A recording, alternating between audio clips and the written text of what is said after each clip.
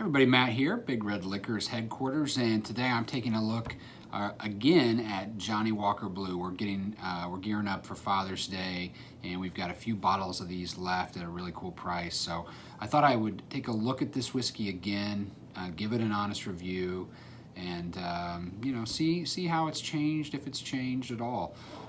Obviously, the goal for this blend in particular is that it doesn't change flavor profile. That's the goal of all blends. It's a reason that they exist. So what is it with Johnnie Walker Blue? I don't think it's a very easy task to do what they have to do, which is essentially create a luxury whiskey, very complex, flavor forward, and yet when people drink it, they have to think, man, that's one of the best whiskeys I've ever had, or that's so delicious, or that's so smooth. People who maybe don't have a lot of whiskey drinking experience, people who have been gifted this bottle because their perception is that it's good or that it's expensive. And so you have a lot of different characters, different types of people who are encountering this whiskey every day around the world. So, you know, if you're one of the Diageo blenders responsible for this, in addition to using stocks of whiskey, which are these living, breathing entities, you really have to kind of nail a weird flavor profile.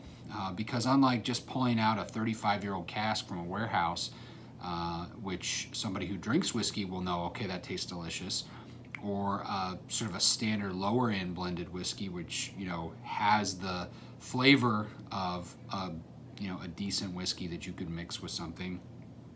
This is a totally different animal. You've got to be perfect, but you've got to be perfect in this very peculiar and particular way. So what is that way, and does Johnnie Walker Blue manage to do this?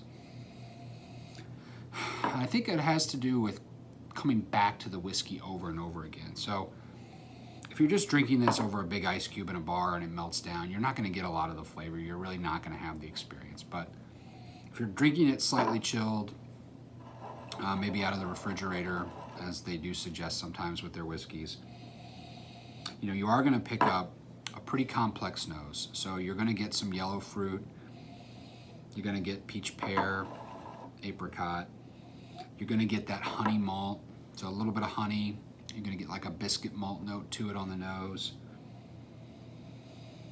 Just a hint of smoke, but not a lot. I think the smoke really happens on the mid palate to the finish. All right, let's try this.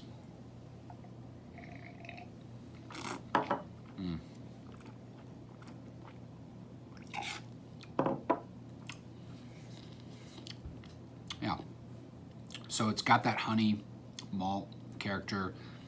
There it is.